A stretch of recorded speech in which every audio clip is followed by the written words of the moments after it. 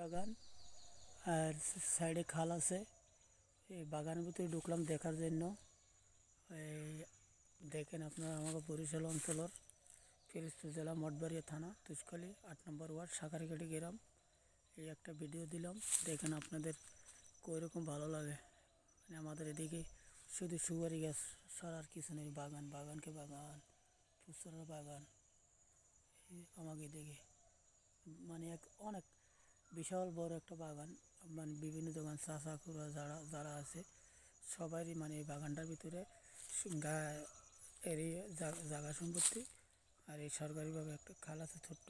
এই খালে তখন আমরা যখন ছোট ছিলাম তখন আমরা এই খালে গোসল করতাম। এখন তো বাইরে বাইরে বড় হয়েছিল, আর এখন গোসল তো করা দূরের কথা, বর্তমানে খালেও নামি না, পুষ্করিতেও নামি না আমরা বর্তমানে। এই অবস্থা। এই খাল আপনাদের দেখাইতে আসি।